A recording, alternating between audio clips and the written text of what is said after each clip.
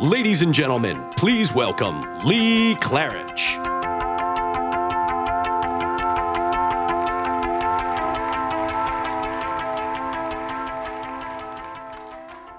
Good morning.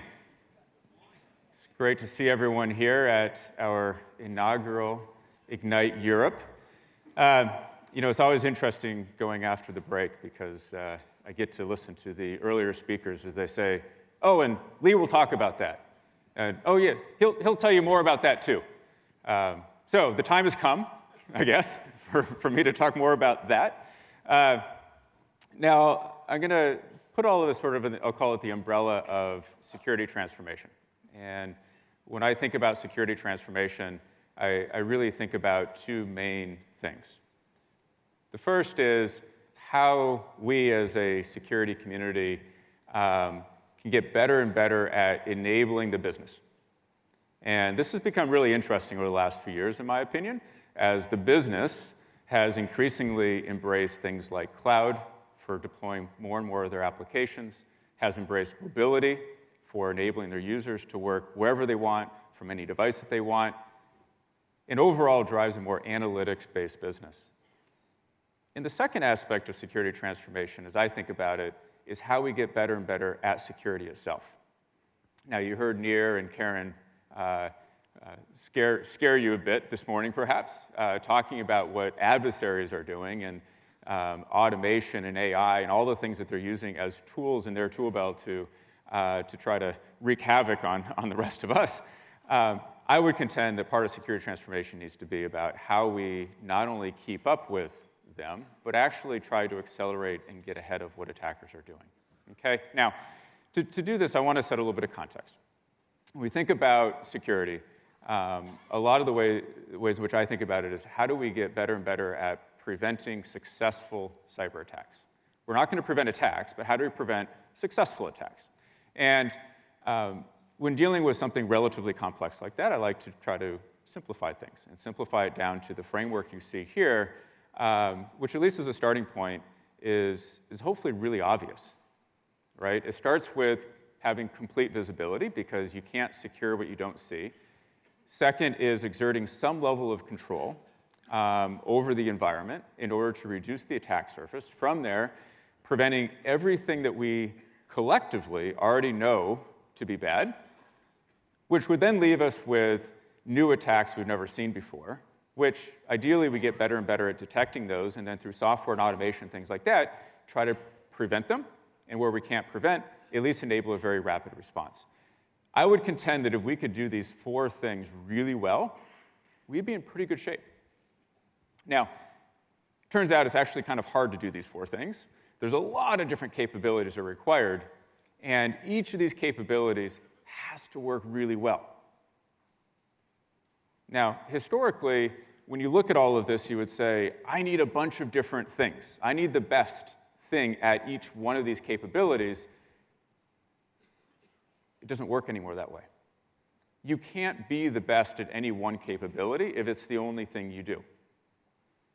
I'll give you a simple example. If you want to be the best at preventing known threats, but you're not the best at detecting new attacks, you're not going to know about very much.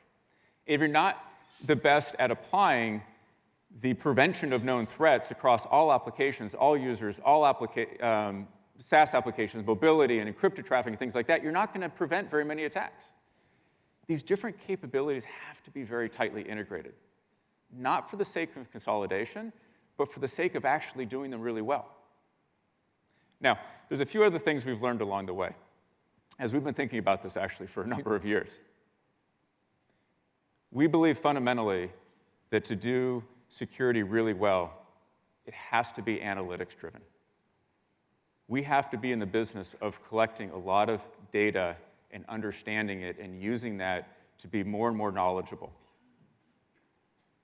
We have to be in the business of enabling automation, lots of forms of automation. Automation that we do on the back end that you never see, automation that we enable you to do, automation that we enable for integration of different capabilities. And third, I would contend that in order to do security really well, and to not only keep up, but to get ahead of the adversary, we're going to have to embrace cloud-delivered services for 3 simple reasons. You cannot achieve the level of scale that's needed. You cannot achieve the level of agility that is needed to keep up. And we as a security community cannot achieve the level of leverage that we need to be able to deal with adversaries. And so I'll talk about all these different aspects of security transformation as we go through, but I think it's important also to make this tangible. We have to take these ideas and actually package them up in things that could be consumed. And this is the picture that we often talk about. There's network security, there's endpoint security, there's cloud security. These are the enforcement points where security actually has to happen. But more and more of the brains of the operation are going to be delivered through cloud-based security services that are constantly collecting, analyzing, and then reprogramming this infrastructure. Okay? So we're going to start with cloud. Cloud's obviously really important. It also means a lot of different things. And so for the purpose of this conversation, I'm going to actually use what I think is a relatively broad definition of cloud to mean basically everything that's not the traditional infrastructure. Okay? So SaaS and public cloud and remote branch offices and mobile users, all of that I'm going to define as cloud for a second. And we're going to start with mobility and branch offices. Now, this to me is a very interesting aspect of what's happening from a business transformation perspective, because the trend behind this is not really new. It's been something that's been building up for years and years and years, but it's reaching a tipping point from my perspective where it's just prolific across every enterprise that I talk to. And basically, it's users are spending an increasing amount of time off the traditional infrastructure, but at the same time, applications that they're accessing are increasingly outside of traditional data centers and traditional infrastructure.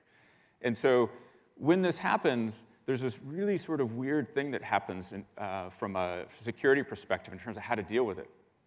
If we simplify this down, you have a user. So imagine your headquarters is here in Europe. You have a user traveling to, say, California, and they're trying to access an application in, say, California. The conventional approach to dealing with this is backhaul everything here to try to scrub it to then connect it back to the application that was right next to the user in the first place. Now, this works from a security perspective, but is relatively insane from a usability perspective and from an enablement perspective, which has led a number of companies to do something that is equally insane, which is to simply allow users to directly connect out to the internet without securing them. So those don't feel like 2 really great options, although unfortunately they probably happen more than I would like. But what has sprung up, which is very common in security, unfortunately, is a whole bunch of point products. So everyone picks this problem apart and decides, this is the one thing that I'm going to do. And so you end up with VPN clients that connect the user back to your application, the data center. You end up with CASB proxies that try to secure application usage of SaaS. You have web proxies that try to secure outbound to the internet traffic. The user experience is horrible. There's no consistency of security. Your operations teams go nuts. And you don't even secure all the applications. So that doesn't feel good either. And so our approach to this, which we started many years ago with the Global Protect subscription, and more recently, about a year ago, we launched as the Global Protect Cloud Service, really takes a different approach. It takes an approach that thinks about this as, how do we secure all traffic and applications? How do we secure all users and locations? How do we apply consistent security everywhere? How do we do this in a fully connected mode? And how do we do this bidirectionally, where everything can connect to everything else that it needs to, as long as security policy allows it? And so this is the Global Protect approach. And so if we go back to our picture, and we think about users spread around the world, only this time, imagine a Global Protect service with locations in the cloud that those users can connect to. And through these connections, all connectivity out to the data center, to SaaS applications, to public cloud applications, out to the internet, can be fully secured and controlled by policy. And then even better, through the use of automation, when you have a big conference somewhere away from your normal locations, it simply automatically scales up to handle the additional load And when those users go back to the normal job, it scales back down. Again, 100% automatically. Now, to make this even better, if you think about what many of you already have, which is Panorama, managing your next-gen firewalls in your traditional infrastructure, managing your VM series in the public cloud, with policy and reporting and everything already set up, the great thing about this approach is that you simply get to reuse all of that for your branch offices and your mobile users. So through this, you get consistent security. You get consistent security operations. You get consistent everything now applied to all users all the time. And of course, we tie it into the logging service in order to make sure we can collect all the data from these different locations. More on that later. So going somewhat hand in hand with all of this is how we think about securing SaaS applications. And maybe more importantly, how we think about safely enabling the use of SaaS applications. But to do this, we sort of have to think about SaaS as different sort of categories. Not all SaaS is created equal. For example, you have sanctioned SaaS applications. These are applications that your enterprises actually have contracts with SaaS vendors to provide and consume. This gives you the most control over how the application is being used. It gives you control of the data. It gives you control of a lot of different things. You then have what I call tolerated SaaS. Think of this as business partners' SaaS applications. You need to enable your employees to use these, but at the same time, you don't actually control the SaaS application, which means you have less visibility, less control of the security aspects of it, but you do still need to enable users to access it, probably on a limited basis. And then you have sort of the rest of SaaS, which isn't necessarily all bad, but certainly is a lot higher risk, because you have very little control of how these applications are used once data leaves your environment. And so if we think about this from a security perspective, the first thing to get your hands on is how to get the appropriate inline protections between your users and these SaaS applications. And that's where our next-gen firewalls and Global Protect and Global Cloud Service come in. This is the way in which we can be between every user and every SaaS application you have in order to exert the right level of control, but also to exert the right level of enablement, the right security policies, et cetera. We then complement that with an ability for the sanctioned SaaS applications to go very deep with a service we call Aperture. What Aperture does is actually quite simple. It leverages the APIs that these SaaS applications have to understand all of the data, to be able to pull out the sensitive data and distill that as distinct from the non-sensitive data, understand how it's being shared or not being shared, to be able to control data exfiltration, and of course, to be able to detect and prevent threats within these SaaS applications as well. And so it's really through the combination of these inline protections combined with the API-based protections of Aperture that provides that complete SaaS security solution. Now, for those of you keeping track, there's one more aspect of cloud to talk about, public cloud. So AWS, Azure, GCP, et cetera. Now, in thinking about public cloud, and this in a lot of ways applies to all aspects of cloud, I think it's useful to think about sort of the philosophy first, and then we'll talk about how we approach this and what we do. You know, from a philosophy perspective, you have to be focused on developing solutions for the cloud. You know, I sometimes joke, you can't ship a piece of hardware to AWS and tell them to install it in front of your VPC. They just won't do it. I don't think they even have a shipping address for such a thing. So you can't take stuff that was developed specifically for on-prem and trying to cram it into the cloud. You have to think about the unique requirements of the cloud when building security solutions. Second, you have to think about the speed of cloud. You know, one of the main reasons why the business loves the cloud so much is because of how fast they can move, how dynamic it is. And so if the security solutions aren't keeping up with that, it's not going to work. It's going to get in the way. And so we have to think about the speed of cloud. And lastly, we have to think about multi-cloud. You know, very, very, very few organizations are going to be single cloud. You're going to have multiple clouds, if for no other reason than to keep them honest. And so this is our approach to cloud, is thinking about built for the cloud, the speed of the cloud, and multi-cloud, and actually enabling all of these things to happen. Now, we also have to think about, in public cloud, the way in which applications are architected. So, you know, years ago, a few years ago maybe, the majority of applications running in the public cloud are what we call lift and shift, where you take the architecture of an application and you leave it unchanged, and you simply move it to a different location. Now, when you think about how you secure that, you would focus a lot on inline protections and host-based security, because those are the protections that you would typically need for these applications if they're running in your data center. Now, you'd have to think about how to make them cloud-oriented, et cetera, but those protections would still be very relevant in the public cloud. But increasingly, public cloud application architecture is evolving to include more and more PaaS services, platform as a service offerings. Things like databases and storage and containers and serverless. Now, not necessarily in place of VMs running in infrastructure as a service, but complementing them in hybrid application architectures. And so because of that, the API-based protections in public cloud become really important.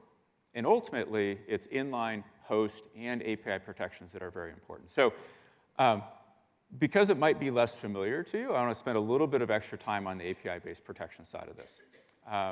And for those of you maybe who didn't see the news last week, we announced the intent to acquire a company called REDLOCK, which we view as being very complementary to our existing solution with Evident. And the easiest way to sort of distill this down and simplify it is Evident was very focused on industry compliance, security compliance, continuous monitoring, whereas REDLOCK has been very focused on cloud security analytics and how to use analytics to detect and prevent attacks in the public cloud. And so just going one step deeper on this, again, thinking about REDLOCK, very focused on how do we collect a lot of data from these public cloud applications, understand and analyze that data, understand what applications, what assets are even there, how they're configured, and how to then use that data to observe malicious activity and threats within the cloud. We then complement that with Evident, which, as I said, is very focused on how do we apply different compliance controls to these cloud applications on a continuous basis, both industry compliance as well as security compliance. All right, so if you look at how Evident works, first, it provides a very nice dashboard for just what's going on. Are you compliant? Are you not compliant? But then just to show you the level of detail that this can then provide, if you zero in on just one of these compliance areas, in this case GDPR, relevant for many of you here, you can see just how many different security controls are part of this compliance report. Really important stuff about how are your applications configured. Do they have the appropriate controls? Do they have the appropriate admin controls, single sign-on? All things that are both very good hygiene, but really important for security purposes. And then Nir used an example that really resonates on the REDLOCK side, which is the day in the life of SecOps in the public cloud and the frequency, unfortunately, with which public cloud keys are often put into GitHub accidentally, I think in almost every case probably accidentally, where attackers then constantly scouring GitHub finds these keys, leverage these keys to log into your cloud assets and do bad things. Now, Nir gave the example of crypto mining, which is like, it's a good thing that you can make money on crypto mining because it steers attackers away from something that would be much more destructive, which would be using these keys to actually steal sensitive data. But in either case, these are expensive attacks, these are complicated, and these are things that can be prevented. They can be detected, and they can be prevented. But you have to have the right data, and you have to have the right approach. All right? So when we combine these together, the great part is we get the best of both of them. We get the continuous compliance. We get the remediation. We get the storage security. We get the cloud analytics. We get to combine these together with, again, that great focus on how we safely enable the use of public cloud with the speed, with the agility, with everything else that needs to go with the cloud. All right, so that's cloud. Now, I want to talk about endpoint security. And for endpoint, I thought it'd be really great to invite someone else up on stage to talk through this with you. An expert from my team and just all-around awesome person, Liat Hayun, our VP of Product Management for Endpoint Security. Liat? Thank you.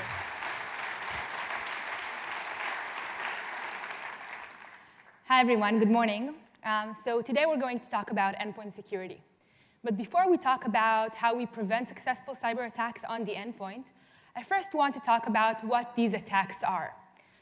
So Karen talked about a few of these examples, and I want to continue that and talk about it from the attacker's perspective and summarize how attacks have evolved in the last decade or so. So first, there was malware.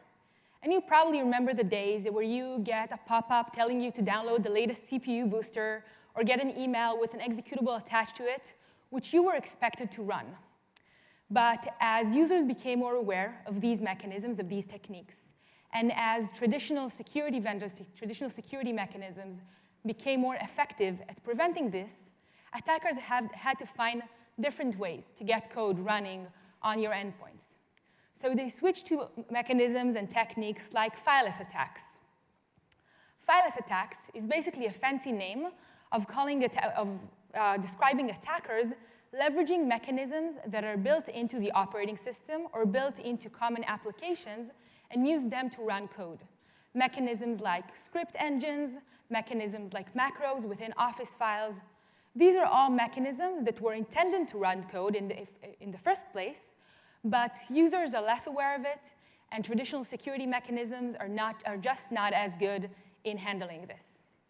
But despite this being a more effective way of attackers to attack endpoints, to compromise endpoints, it still requires user involvement. So it still requires you believing that the receipt you got from Amazon is actually something you've purchased lately, or that the document you just received is something that you want to open. And this is why attackers use even more sophisticated methods like exploits. In exploits, attackers usually don't leverage mechanisms or applications that were meant to run code, at least not in the way that attackers use them. They actually change the normal flow of an application to get it to run code for them. So your PDF reader, your Flash player, your browser are not usually intended to run code that way, but attackers find a bug, a vulnerability, that they can trigger to get them to run code on your endpoint. And then lastly, the last method, the last technique we talked about today, is stolen credential. So getting your passwords from the GitHub repository or anywhere else allows attackers to basically run code for you. So instead of fooling you to run something or getting you to run something without your knowledge, they basically run it for you. So with this threat landscape in mind, let's consider what we need for an effective endpoint security product. So we want a prevention-first approach that allows us to prevent malware and ransomware. And it needs to be able to do that regardless if the malware was known before, if it's a commodity malware that's spread all around the world, or if you are the zero patient for a new malware, or even a new APT that was targeting specifically your organization. It needs to be able to prevent those known and unknown malware and ransomware in the same way. Similarly, it needs to block exploits and fileless attacks. And again, it needs to be able to block and prevent exploits that target unpatched operating systems that are end of life, as well as zero-day exploits that only attackers know about. And lastly, it needs to be able to prevent and stop sophisticated attacks, where attackers leverage more than one of these mechanisms combined to make sure they get to the required result, and automate these techniques, automate these mechanisms to make sure that they can bypass your security measurements. So for those of you who know traps, this is exactly what we do. So let's start with malware prevention. Any file, any executable that will be opened or executed by the user will go through several inspection mechanisms. First, it will go through what we call a WILDFIRE examination. That means that we will query WILDFIRE, our threat intelligence cloud, to identify whether this file is known or unknown, and if it's known, whether or not it's good or bad, whether or not it's malicious or benign. If it's found to be malicious, it will be immediately prevented, executed, stopped from opening, before actually having a chance to do anything on the compromised endpoint. But if it's unknown to WILDFIRE, we will then leverage our local machine learning-based capabilities to identify whether this file is suspicious or not. And this machine learning capability is actually based on the vast amount of data, a large database of well-classified data we actually have from WILDFIRE. Then, whether the file was identified or not by WILDFIRE or by machine learning, we will still continue to monitor its behavior for any behavioral type of behavior that may seem malicious. So, for example, if the process suddenly tries to enumerate the file system and encrypt files, we will prevent it from continuing to run because it behaves like a ransomware. So we will continue to monitor files even after their execution. One additional thing we will do, even after the file was allowed, is to then upload unknown files to WILDFIRE. This allows us to do two things. First, it allows us to make sure that we automatically correct any wrong verdict that we have and to detect sophisticated threats that may have bypassed other mechanisms. And it allows us to enrich our threat intelligence and to make sure other mechanisms around the world, other endpoints, other firewalls, will be updated with this new information to make sure that they can enforce this in the location that they are found. So really, we have this multi-method prevention, making sure that we can provide the best coverage along with the best accuracy for each step of the execution. Switching to exploits, for exploits, we actually have a very different approach. And to understand this approach, we first need to understand how exploits work. So let's take a step back for a second and think about how an attacker would actually weaponize an exploit. So you start from a bug, you start from a vulnerability. Sometimes that vulnerability is known. It could be an unpatched operating system or something that someone has already reported. Sometimes that vulnerability is unknown. That will be called a zero-day vulnerability. And you need to leverage, as an attacker, you need to leverage some techniques, usually very similar techniques, to actually get from that vulnerability, from that bug, to an actual exploit. You need to identify whether or not this operating system is even worth attacking. You need to write some code into the memory, into the attack process memory. You need to get that code running, and so on. So you leverage techniques as an attacker, techniques like ROP, like hip spray, like JIT, to make sure that you can actually get from that bug to that vulnerability. So instead of trying to create signatures for those vulnerabilities, instead of trying to identify the specific exploits being leveraged, we actually identify the techniques that attackers use. There are over 20-something techniques that attackers use. And we won't go over each and every one of them, but this is something we've actually been doing for a long time. This is actually how Trap started, as a tool to identify exploits, both known and unknown, both common and as well as 0 days. And as I said, we won't go into each and every one of these techniques, but this is just to show you that exploit prevention cannot be done in the same way that malware prevention is being done, because it's a very different attack approach. And it's not just a checkbox that you can say you have. Now, I want to give you an example for how effective this technique-based approach is. So about 6 months ago, around the beginning of this year, our researchers found a new exploit being used in the wild that targeted Flash Player plugin. Now, Flash Player plugin is actually the back-end mechanism of the Flash Player software, and it's also used in other applications that can display Flash objects. So attackers were using this vulnerability, were actually exploiting Flash Player plugin when our researchers found about it. But what's even more interesting about this is that our researchers found that this exploit, this attack, has been going on in the wild for over 2 months before they found about it, over 2 months before basically anyone knew about it. So software vendors cannot release any updates or any signatures. The software vendor itself cannot update, cannot patch the application to make sure it's not vulnerable anymore. 2 months where basically everyone that is using Flash, which is basically everyone, are vulnerable to this type of exploits. Now, I would be happy enough to stand here and tell you that we tested traps immediately as we found out about the exploit, and it prevented the exploit from happening. This is almost obvious to us. The awesome thing is that the version of traps that can prevent this exploit was over 2 years old at the time. So this is just to show you how future-proof the technique-based approach really is. So we talked all about protecting the endpoint, and I want to highlight a few of the recent improvements and recent changes we've done in the product.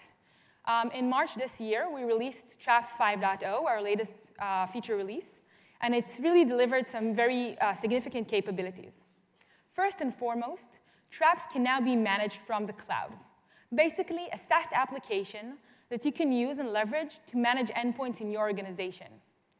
But the cool thing about it is that this service is already using the logging service, already using the application framework.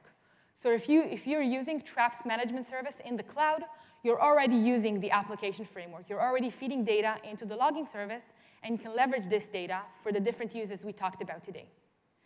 With the move to the cloud, we've also completely revamped the UI. We took all the feedback, all the data, all the information that our customers provided us, and all the feedback they shared with us, and we made sure that the interface is now as easy to use as possible, making sure that event management and endpoint management is straightforward and easy to do. And lastly, we've expanded our platform support to also support Linux environments and Linux servers, whether they're in the data center or in the cloud. And just to show you how agile the cloud approach is, since the release of 5.0, we're now supporting Android devices as well, making sure we're protecting all 4 major operating systems used by enterprises. So now you're probably wondering what's next. So before we talk about what's actually next, let's take you through the thought process that we had. So obviously, our approach is still very much around prevention first. We want to be able to prevent everything that is possible to prevent. If we'll prevent everything that can be prevented, then the overhead that is included in detecting and responding and investigating to an event will be as minimal as possible. But what we also know is that if we can rapidly detect and respond to threats, then the overall prevention of an attack, preventing the attack from actually reaching its end goal, will be more successful. And we've seen this already with the WILDFIRE integration that we have. By automating uploading the file and having that feedback into us, we can rapidly detect threats. And we wanted to expand that approach and make sure we can provide that more successful prevention. So what do we need to have that detection and response capabilities to be effective? First, we need to have the capabilities to discover and hunt for any threat. So if you're looking into the data from your organization, if your analysts are looking into it, they'll be able to discover and hunt for any threat in the organization. Second, we want to be able to automate and simplify these investigations to make them as easy and as fast as possible. Again, to make sure that your time and your team's time is spent on the most important things, the things that cannot be done by a computer. And then lastly, we want to respond to these attacks, because what's the point in detecting something if we can't actually do something about it?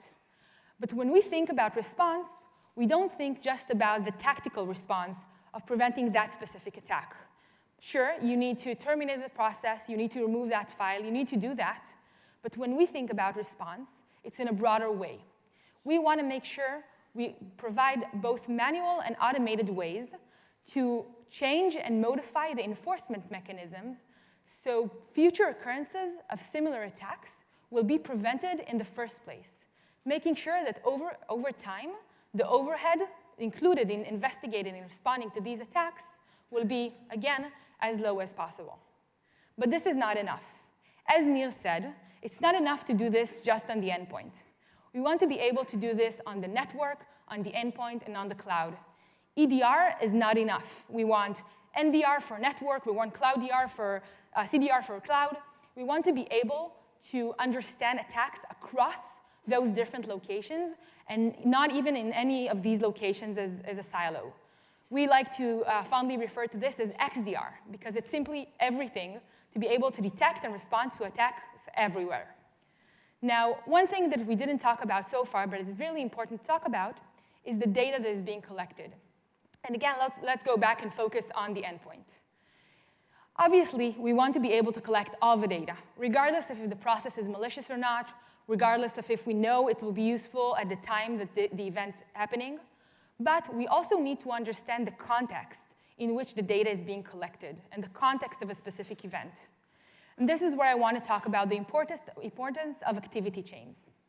For a machine, looking at a flow like the one described here, it can be a completely legitimate flow. A user is opening an email, that email contains a link, Chrome is being opened. From Chrome, a script is being executed. Script execution is also something that can happen, and so on. So if you look at each of these events separately, each of these events is legitimate. Each of these applications is signed by Microsoft or Google, so obviously it's not malicious processes. But you're probably feeling uncomfortable already because you know that a script execution from a browser is not something that is usually happening in a legitimate flow. And you can do this because you understand the context of execution. You understand the flow of the events. And when doing so, you can actually understand that WScript is probably running, the script engine is probably running something that is malicious. So we want to be able to collect all this data, and we were lucky enough to join hands with an awesome company called SecDo, which were acquired by Palo Alto Networks a few months back, and to be able to use their technology and their understanding of how causality chains work in order for us to be able to do this on the endpoint. So what are we going to provide? We're going to provide capabilities to perform manual investigation, powerful and simple tools to support your investigation processes and to make sure that you can investigate both internal and external threats across all locations. We then want to automate as many of these processes as possible. We want to help you to focus on the actual things you need to focus on and to be able to automatically detect both traditional IOCs, like file names, IPs, and so on, as well as behavioral IOCs, like changing the configuration on your endpoint or similar behaviors. And then we want to leverage artificial intelligence and make sure we use machine learning at scale to identify anomalies. And not just things we know are malicious, not just flows we suspect are not legitimate, but also to identify things that have never happened before in your organization and you might want to look at to understand whether or not they're malicious. And so how are we going to do this? Using the application framework, of course. What we're going to do is we're going to offer applications on top of the application framework to provide the investigation and detection tools we talked about. We're going to leverage the SecDo technology as well as their understanding of SOC analysts to be able to provide these tools. These tools will leverage the data flowing into the logging service. And we are going to enrich this data by, again, integrating the agent side technology that SecDo brings with them to make sure that the agent can not only prevent and protect the endpoints from all the types of attacks we talked about, but can also collect all the relevant data to be able to enable these applications. And with that, I want to switch it back to Lee. Thank you.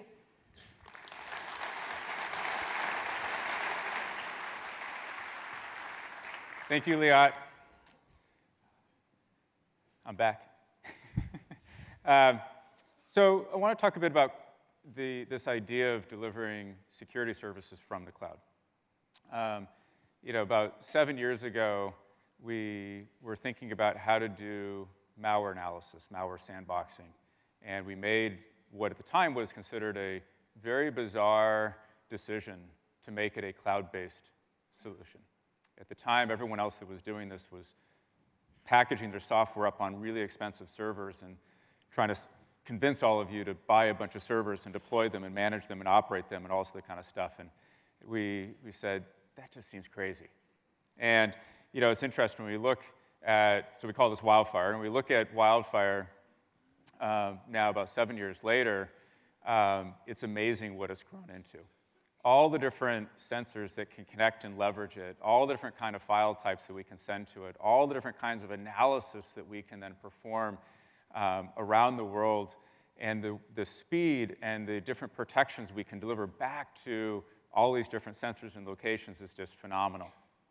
Now, one of the reasons to talk about this is certainly to set up for what we've learned in terms of delivering cloud-based services. But one of the things I was thinking about when I was putting this together was, we're always telling you, like, here's the new thing, it's really great. Here's the new thing, it's really great. I thought it'd be interesting to sort of go back and say, 12 to 18 months ago, we said that there was a number of really great new things, and actually take a look at, did they perform the way we expected them to? And so 3 of the really important innovations in WILDFIRE over the last 12 to 18 months have really proven out in interesting ways in terms of our ability to detect highly evasive malware. There was a campaign called SAAS that its innovation, so to speak, was to use Twitter for its command and control channel. There's Gravity Rat, and its innovation was to bypass traditional malware analysis. It tries to figure out whether it's running in a virtual environment, and one of the ways it does that is by looking for the temperature sensors that would only exist on a physical device as opposed to a virtual one. And then there's a whole bunch of other threats that just are specifically designed to crash when they're running in virtual environments so that they won't exhibit bad behavior. And so we went back and we took a look at this, and earlier this year, we rolled out a machine learning-based network traffic analysis that was very instrumental in finding the SAAS malware campaign. The custom hypervisor we rolled out about 18 months ago, which is 100% custom. We didn't start with open source and customize it. It is 100% custom from the ground up. Was able to detect this where no one else was able to. And the bare metal analysis we rolled out earlier this year also has been very instrumental in being able to detect different kinds of attacks. And so one of the really cool things about all these capabilities is that as a cloud-based service, we're constantly innovating and updating that service without you having to do anything. You just get the benefits of it. So every once in a while, I have to come back and say, hey, by the way, I don't know if you know, but we just did all of that, and here are the benefits. Now, one of the benefits of WildFire is the amount of threat intelligence it creates. We now have billions of unique files we've analyzed and trillions of artifacts that we've collected. And we make that information available with AUTOFOCUS, our threat intelligence tool.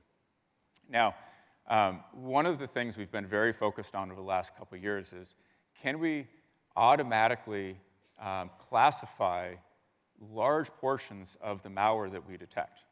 Because if we could tell you who the adversary was, we could tell you what the campaign was, it would really be helpful in understanding how you need to respond if you see something in your environment. We're now over 85% of all malware is classified or categorized within AUTOFOCUS and increasing every month. The amount of threat intelligence we bring continues to increase as well. It's not just malware analysis. Through the integration with MindMeld, we can pull in third-party threat intelligence. We have URL information that we bring in, DNS information. There's lots of other sources of threat intelligence that we bring to bear with AUTOFOCUS. And for those of you who are customers, both the good and the bad of this is we were seeing a very large influx of customers using this. We started to see some performance challenges. And over the last few months, we really got the performance back to where almost every query used within AUTOFOCUS is now very high performance. And so thank you for your patience to that, but we're feeling really good about where we are with AUTOFOCUS as well. And part of the reason to talk about these services is because these highlight the kinds of things we can do with the power of cloud, with the power of compute and storage and the agility that it brings. Because ultimately, we want to be able to do this over and over and over again. And you know, the idea is, how do we as a partner to you make it a lot easier to consume new security capabilities? And if you think about this from a consumption model perspective, and you want to think about sort of the old way of doing things, you know, in the past, and unfortunately still too often today, you know, you start with a very long process to try to evaluate what the choices are. This takes months and months and months and months and months. And then once you pick something, you then have all of the overhead associated with buying and trying to deploy new infrastructure. And you sure as heck better hope that you pick the right thing, because you're probably going to depreciate it over the next 5 years. That doesn't make a lot of sense anymore. If you think about how fast you want to be able to move, then we need to think about how we can really change this consumption model. And so we start by thinking about, how do we collect the right data? How do we collect data from networks, endpoints, and cloud, and how do we combine that with threat intelligence into a single place? Right? Because if we could do that, then what we could build on top of that would be applications. We could build the next WildFire. We could build the next AUTOFOCUS. We could build the next and the next and the next based on top of that data. And so when we talk about the application framework, that's what we're talking about. this idea of having a framework for delivering the next set of security applications on top of this data in a very, very different and better and faster consumption model. So a good example of this is a couple years ago, we were thinking about behavioral analytics. And just like most security things out there, behavioral analytics basically requires a lot of data. And so most companies that were started to think about, to focus on behavioral analytics, started by building a bunch of appliances. These were typically servers running custom software that were designed to collect a lot of data. That data was collected back to detectors that would analyze the data to then be able to say, hey, look, I ran my algorithm, this is bad. And you do that at your central site, you do that at your branch offices, you do that everywhere. And just like in times past, you now have a whole new infrastructure you're running and operating. Congratulations. Or you could take the next-gen firewalls that hopefully you all already have from Palo Alto Networks, upgrade them to the latest version of software that has all the data collection capabilities they need, collect that data to the logging service, so centralized location, so you can apply what we call magnifier, which is behavior analytics, to that data as an application, as opposed to new infrastructure you have to deploy. So all those probes get replaced by things you already need in the form of next-gen firewalls, and that behavior analytics simply becomes an application that you consume. And we did this. We did this, and we released it in February of this year. And one of the really cool things is every month since then, we've been rapidly innovating. Every month, there is a new update to Magnifier with new capabilities, with more capacity, with more features, with new visibility tools, with new detection logic, because that's the power of the cloud.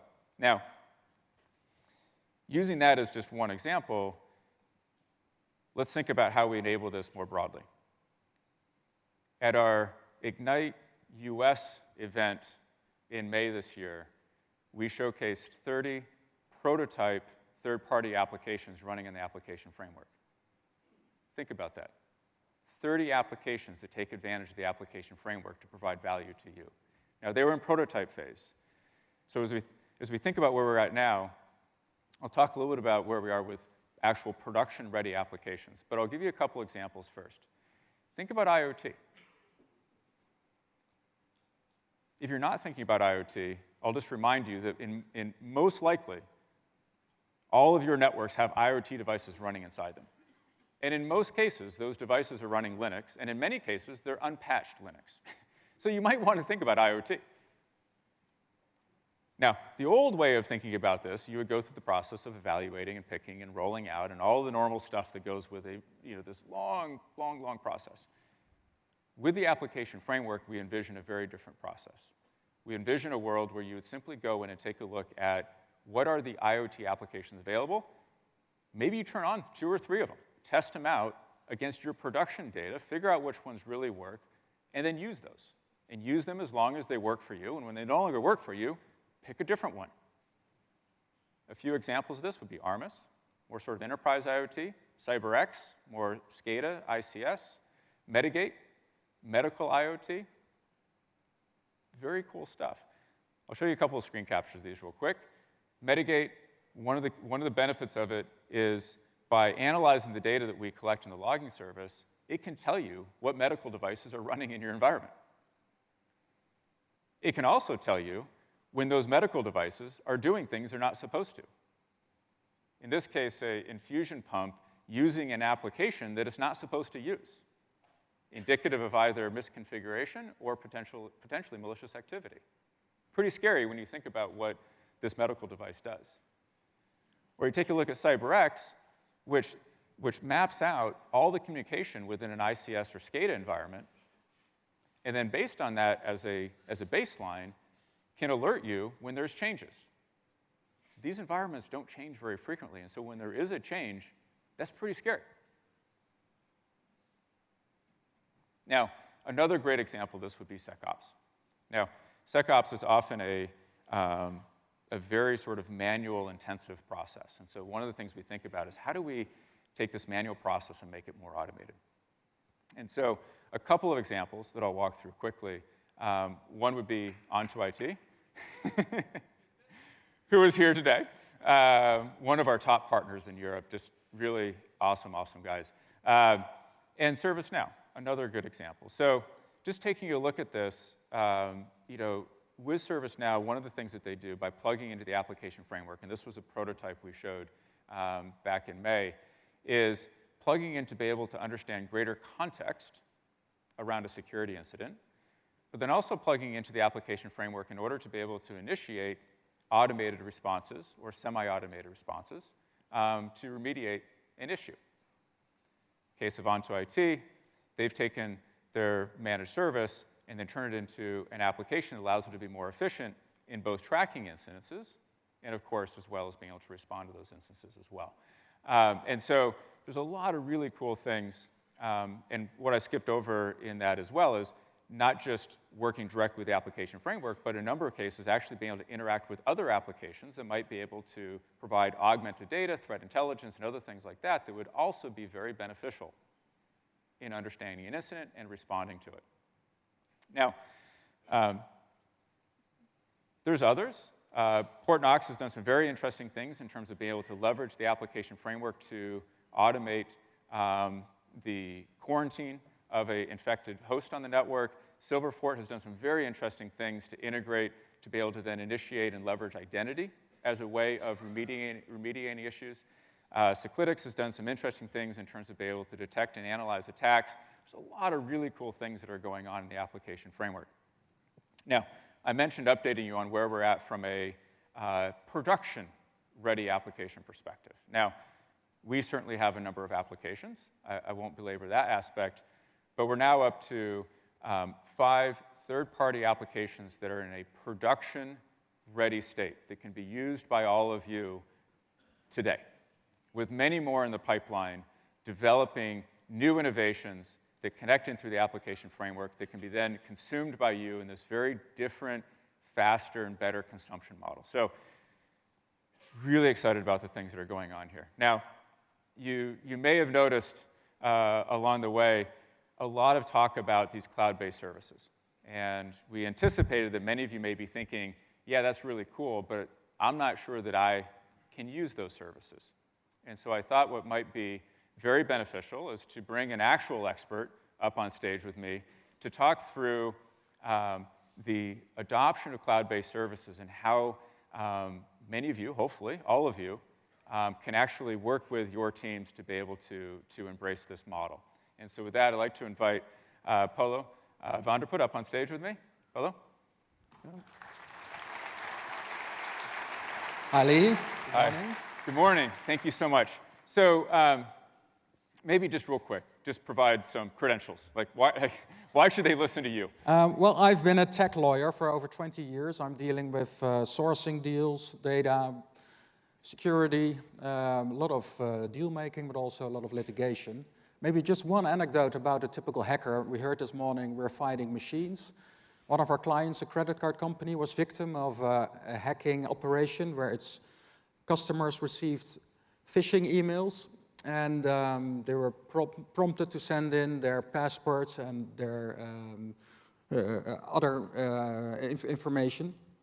And we tracked down the hacker, and we seized all kind of infrastructure and servers. And we tracked down the hacker to Saudi Arabia. It appeared to be that this hacker was somebody from Saudi Arabia, and he has been filming himself. And we got hold of this film also when we seized the servers. And we saw him cheering whenever an email came in his screen. I have another passport, I have another passport. So they're still around, the lonely hackers. Yes. Was he wearing a hoodie? He was not wearing a hoodie. Oh, no, he was not wearing camouflage. Come on. All right, so maybe we could start. I'd love to dispel what I consider to be a myth, which is GDPR does not allow the use of cloud-based services. Can you shed some light on this particular view out there? I'm really happy that you bring that up. Last year, I'm also happy to be able to mention the word GDPR. Last year, that was a totally prohibited words on the lawyer conferences that I went to because everybody was sick of GDPR, and we're now cleaning up the mess. I mean, GDPR has paralyzed a lot of businesses. Businesses think nothing is allowed anymore. But for instance, if you look at the processing of security information, that does contain a lot of personal information, so the GDPR applies. But there's a lot possible. So some companies think you need the consent of people to monitor their personal data for security reasons, and that's not the case. There's a ground, the legitimate interest ground, which is granted by the GDPR, and which perfectly allows you to run security tools and to process security information. And it's even contained in the GDPR, although it's hidden away. It's in the preamble. Maybe we can have the text on screen. It's the recital 49 of the GDPR. It's a lot of words, but it basically says that it's recognized that you may process security data based on your legitimate interest ground, so you don't need the consent of the people involved. This was, by the way, already the opinion of the supervisors, and it has now been codified in the GDPR. Another myth, maybe, is the use of cloud. Cloud is not mentioned in the GDPR. Cloud is perfectly allowed under the GDPR. The only thing is that the GDPR has some strict regime about exporting data outside Europe. But most vendors will offer regional cloud solutions, European cloud solutions, and even if there's international, more public cloud solutions, they will probably meet all the safeguards that the GDPR imposes. Yeah, so it's a great sort of segue. So taking this into account then, what are some of the relevant controls and processes that these folks should be thinking about when they think about cloud services? Well, I think it should be rather simple, from a legal perspective at least, simple to implement. I'm sure you all have your information security processes in place now. You have the plan, do, check, act mechanisms. You have your policies. So that's fine. If the basis is fine and you're in control, then you can start using the cloud for these kind of services. The first thing you have to know is what personal data am I processing and in what way. And as a customer, you probably will not have enough insight to judge yourself or to assess yourself what you're doing, so ask your vendor. It's really simple. Ask the tools vendors, what data are you processing, what for, in what way. So that's where it starts, and if you then get enough understanding of that, you need to enter into a contract. The GDPR Article 28 contains all requirements for such contracts. They need to be in some security paragraphs, something about data protection impact analysis, that kind of language. It's template contracts, but you need to fill out the annex with the information that the vendor provides to you. Yeah, and actually on our public website, we've been providing that kind of information actually for quite some time now because we're trying to make this as easy as possible. Now, one of the terms, I guess, in GDPR that received a lot of attention, at least in the early days, I assume still now, is this term state-of-the-art. Yep. And a lot of people wondering, like, how do I interpret state-of-the-art? And you know, I'm curious maybe to get your thoughts on this and maybe sort of tied into the fact that, like, certainly we, and hopefully many people here, are convinced that state-of-the-art actually requires cloud-delivered services. That if you're not taking advantage of the power of the cloud, then you're not going to be state-of-the-art. I'm not trying to put words in your mouth, but I guess I kind of am. But how do you think about this term state-of-the-art and how it applies? From a legal perspective, there is a huge difference between state-of-the-art and state-of-the-industry. State-of-the-art is what we usually call rocket science, the best around, but not yet used by companies. State-of-the-industry is the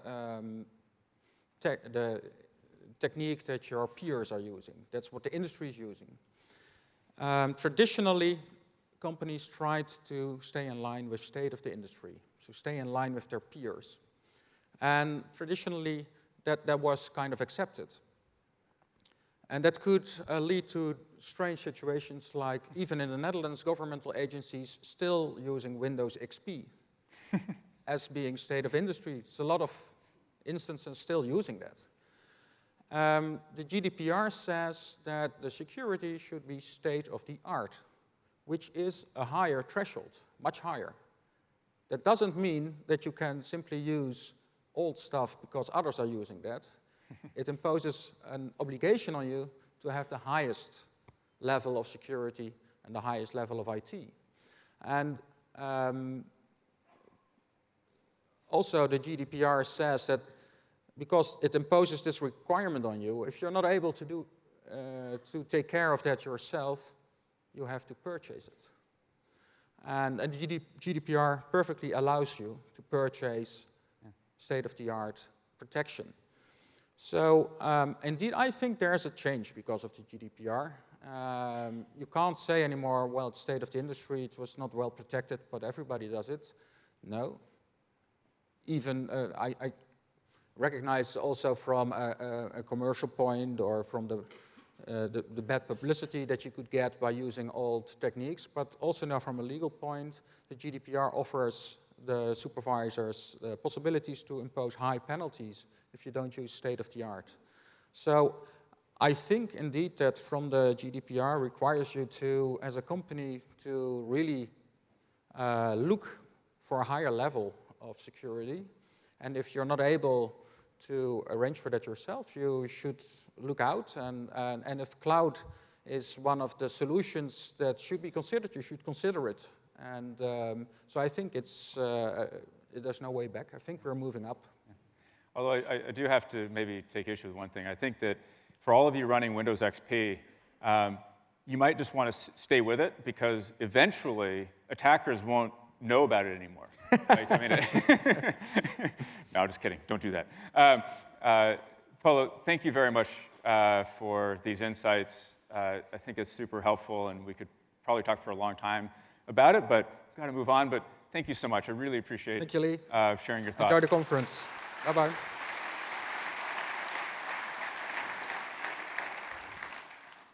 All right, so the last thing I want to talk about is I want to talk about this idea of getting the most out of the platform, getting the most out of what we as Palo Alto Networks provide to you.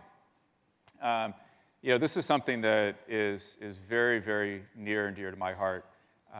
You know, as I and the product team, we spend so much time and energy every day of every week, of every month, of every year, really trying to develop the most innovative and best capabilities for all of you. It then becomes very personal when we really want you to be able to use these capabilities, and we want to think through that. And so I'll give you a couple perspectives on this real quick. So one is just taking a look from a network security perspective. I didn't want to leave without talking about next-gen firewalls, and so just, you know, a few things of note. Generally speaking, from a network perspective, everything's increasing.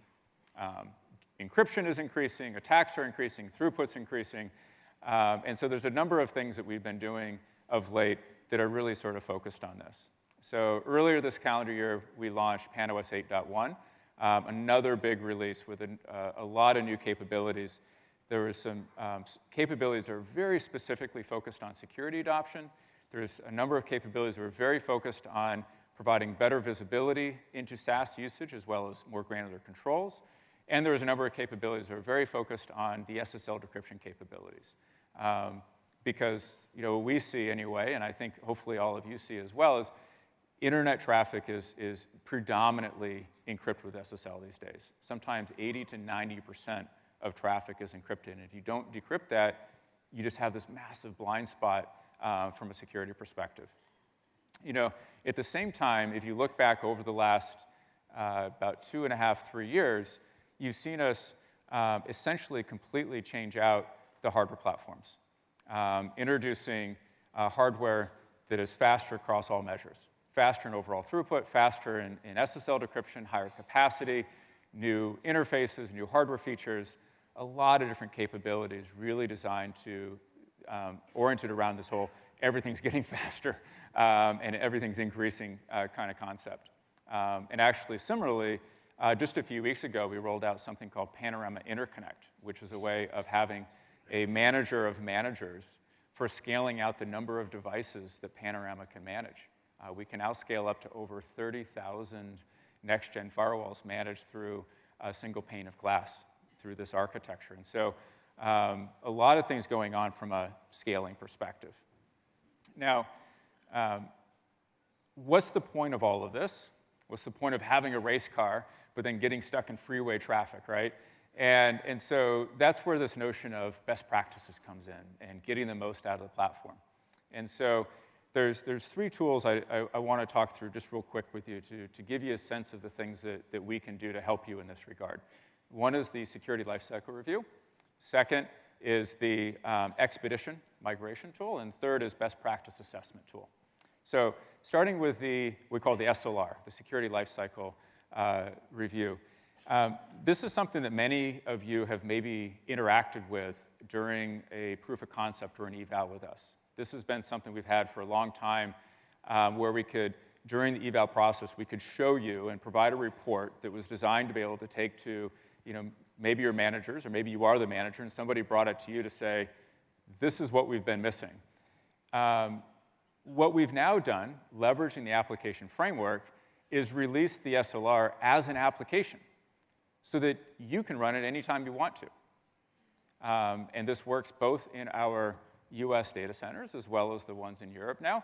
And so this is a great way to be able to take everything that our next-gen firewalls are seeing and translate it into business language that you can take and share with your colleagues and show just how things are actually working, where you have security gaps, where you have visibility gaps, et cetera.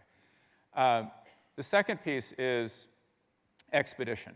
So we used to refer to this as the migration tool until we realized that about, 75% of the functionality was not about migration. It was actually about getting the most out of the platform. So yes, this is for doing migrations from legacy technology to us, but this tool has also become very, very instrumental in taking that migrated configuration and making it better, whether that's through rule consolidation, migrating from stateful rules to application user-based rules, analyzing your actual network data to be able to suggest and recommend better policies, tying into the best practice assessment tool, which I'll show you in a second, in order to help implement those best practices. There's a lot of really cool stuff that the expedition tool has become that is really focused not just on that initial migration, but what happens after that, okay? And lastly, the best practice assessment tool. This is a focus that started, I guess, about 3 years ago, probably, where we really started thinking about what is our view on the security configuration of our devices? What do we recommend?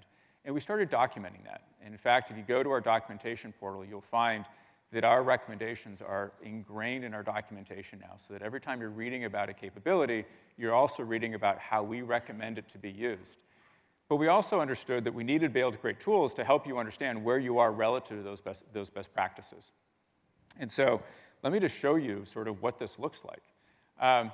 At a starting point, at a sort of summary level, it will basically say, what percentage adoption do you have of some critical security capabilities? Now, this is an example that obviously doesn't look very good. Now, we can also show this across a broader set of devices. For those of you running Panorama with device groups and things like that, you can actually get a full view of where you are from a security adoption perspective. Now, in addition to simply telling you where you're at, the tool will also help recommend more specifically what you would need to change to better adopt the security capabilities we have. What you see here is a very, very simple example where a customer enabled WILDFIRE, but set the action to alert.